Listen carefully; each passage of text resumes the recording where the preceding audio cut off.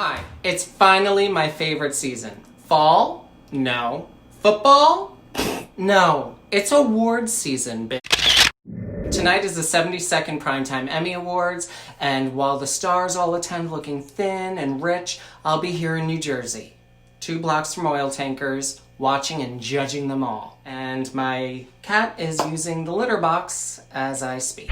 So to celebrate Laura Linney, Catherine O'Hara, Brian Cox, Jason Bateman, Shira Haz, and my failed diet, I'm going to show you how to make Ina Garten's chocolate cake. Okay, so the first thing we need to do is sift all the dry ingredients, which include 1 3/4 cup of all-purpose flour, 2 cups of sugar.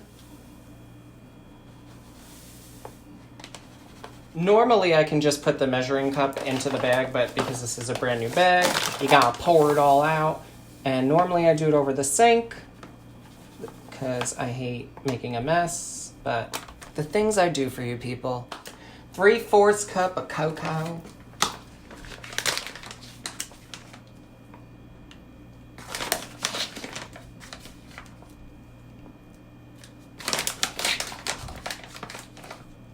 Two teaspoons of baking soda.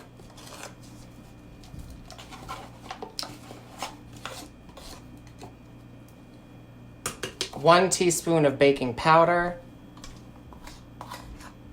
1 teaspoon of salt, but because I just dipped this in the baking powder, I'm not gonna dip it into this whole thing of salt, so I'm just gonna pour it over and waste a whole bunch of it. So those are the dry ingredients. I like to clean as I go because that's what Martha does, and Martha knows best. All right, while I'm cleaning up, I just preheated the oven to 350. Oof. It's great for the lungs. Yep, that'll put you into an asthma attack. All right, so, and just kidding, we don't need that. You need a paddle, not a whisk. And you're supposed to mix this up a little. Now for the wet mixture, we need buttermilk, vegetable oil, vanilla, and 2 eggs. They say to shake up the buttermilk. 1 cup. And if you don't have buttermilk, there's a way to make buttermilk with vinegar and milk, but don't ask me how, just Google it. 2 eggs with the shell. 1/2 cup of oil. 1 teaspoon of vanilla. So I should have used a bigger bowl for this wet mixture. Debating on if I should move it into a bigger bowl. All right. So now we're gonna pour the wet mixture into the dry mixture, slowly but surely. All right, so now we need 1 cup of hot coffee to go into here. I don't drink coffee. I have no idea how to even make this, so I have to wait for my boyfriend to get home. Maybe I'll just YouTube how to use that machine. All right, so I need 1 cup of hot coffee. This is optional. I've made it in the past without the coffee, and it comes out just as good. But since I'm making it for guests, I'm gonna follow the recipe, so it calls for 1 cup. And I know usually normal people like coffee.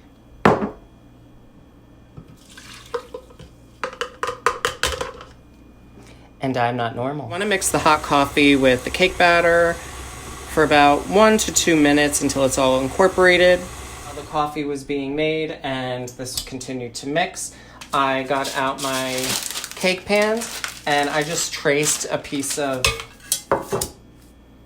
parchment paper so that the parchment paper can go on the bottom of the pan.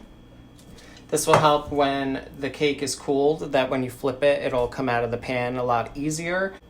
I have done it in the past where I've just buttered it and floured it and sprayed it. It doesn't really come out as easy as it would with the parchment paper, I feel. And it literally took me like 15 seconds. So calm down, everyone out there that's like, oh my God, this is a really hard task. So I have cold butter and I'm just gonna coat the pan and the sides as well. I'm gonna use my hands to get into the corner of the pan and just spread out the butter. So I put the parchment paper in on top of the buttered pan.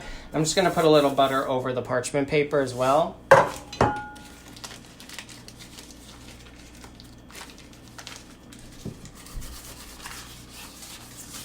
And then you just need like a little pinch of flour in each pan. Okay, that's, I guess we're making pizza dough. And you just pat it along the sides.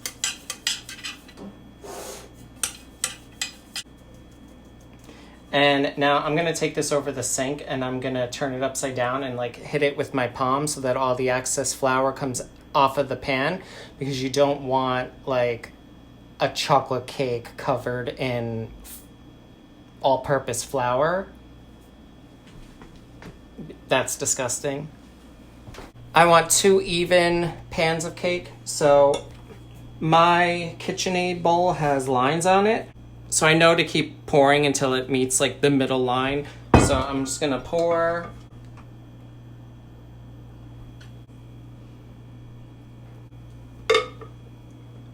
It smells great. I would love to lick my fingers and taste it, but it'll probably drive me straight into a panic attack because I don't drink anything with caffeine. But these will now go in the oven at 350 for about 25 to 30 minutes until a toothpick can go through the center and come out clean. So until then. Okay, so the cakes just came out of the oven and they're still hot. Anytime you make a cake, whether it's from scratch or from a ghetto box, you should always, once the cake comes out of the oven, it should cool for at least 3 hours before you ice it. Otherwise, the icing is just gonna melt all off of the cake and it's gonna look like roadkill.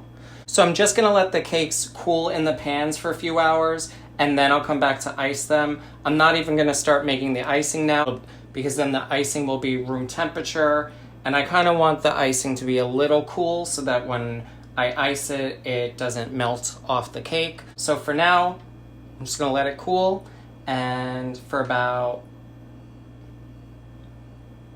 well, I'm not gonna lie to you, I'm cooling these overnight because I'm tired.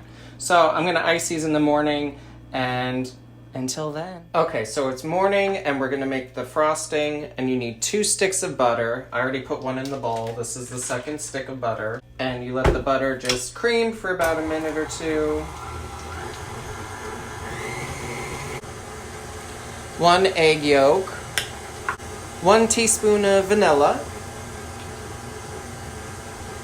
I'm gonna add in 1 1/4 cup of powdered sugar, but I'm only gonna add in a little at a time to the butter mixture because I don't want my kitchen to look like a Whitney Houston hotel party. For the last ingredient, we just need 6 ounces of semi-sweet chocolate. I am going to melt this in the microwave, let it cool for about 2 minutes, and then incorporate it into the butter mixture. It's not very liquidy, it's kind of thick. So I'm gonna add it all into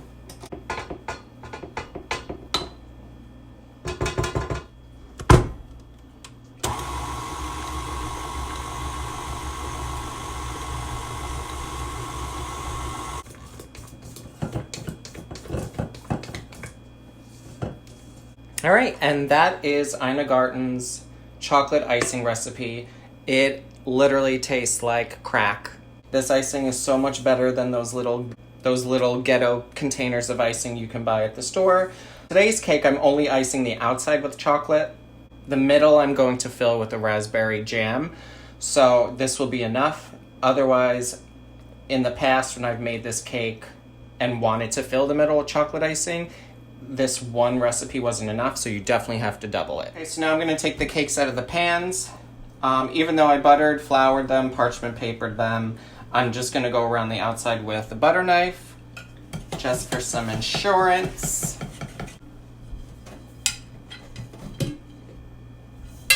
Voila.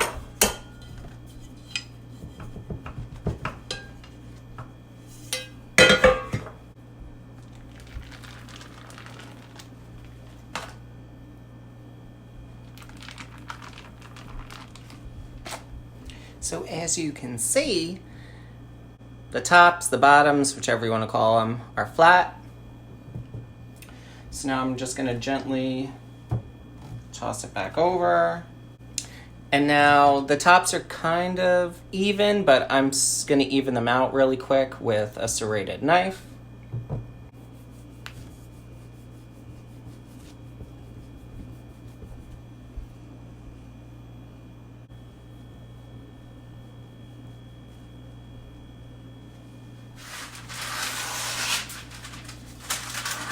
I just cut 4 pieces of parchment paper. I'm gonna put the cake trim side down so that the really flat part is on top, and place it on top of the parchment paper. So this way when I'm done icing it, I could just pull the paper away and there won't be any messy turd kisses around the side of the cake plate. I also put the largest portion of the cake on the bottom. This way the cake is leveled. And another reason why I do it flat side up is so that when you ice the cake, it doesn't pull up off all of the crumbs that you just leveled out yourself. Like I said earlier, I'm using a jam filling. I'm just gonna do a quick outline of icing. This way the jam doesn't seep out the sides.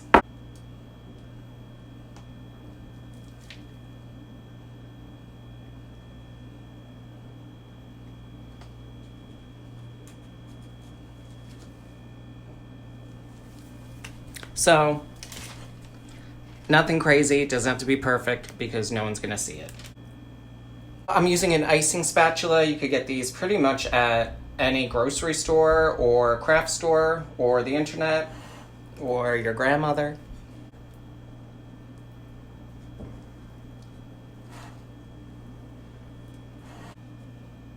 So that's the raspberry filling for now. I'm gonna now put the other piece of cake on top. Again, I'm doing the cut side down. This way the really flat part is facing up.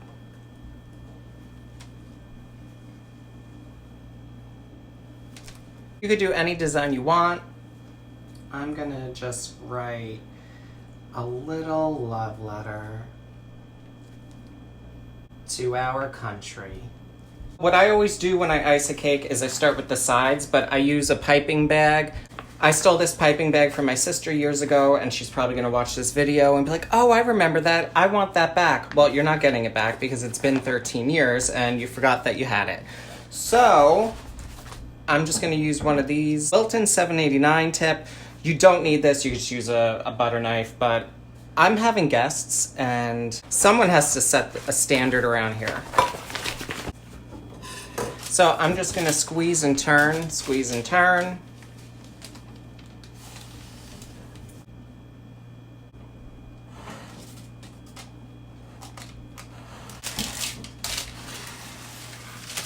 I did get some crumbs in the icing, but I don't really care.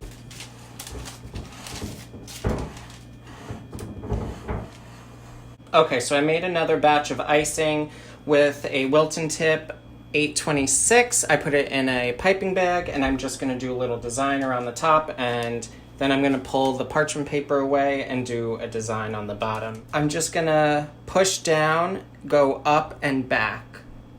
Down, up and back. So, like that. Down, up, forward, and back.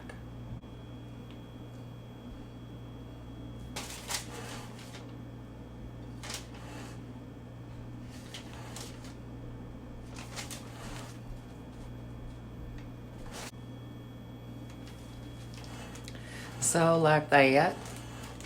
Now I'm gonna just gently pull out the parchment paper. You can see the bottom isn't perfect, but that's the whole point of doing a border, to hide those imperfections.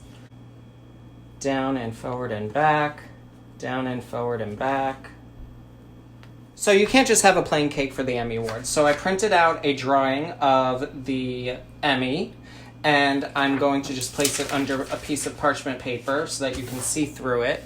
And I'm going to trace the Emmy Award with melted chocolate in a piping bag. You could do this with any drawing, any picture. You can even write someone's name on the parchment paper. Just let the chocolate cool, and then you can just place it on top of the cake. So that's one, but I always do two, so I have options. All right, so my characters have cooled. I'm gonna just dust them really fast with some edible gold dust. I got this on Amazon. Again, most craft stores sell this stuff, or Party City or any party store.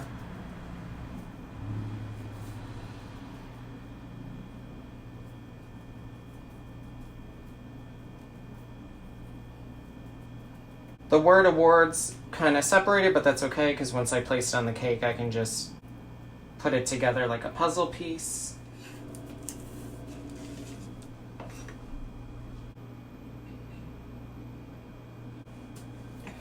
For the moment of judgment. There she is.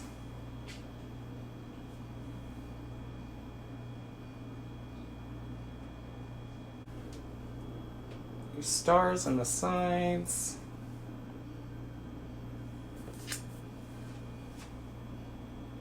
Last thing I'm gonna do is I'm just gonna lightly put some gold powder all around the cake. So there you have it. This is how I made my Emmy Awards chocolate cake. And if Laura Linney doesn't win a goddamn Emmy Award tonight for Ozark, I'm going to riot.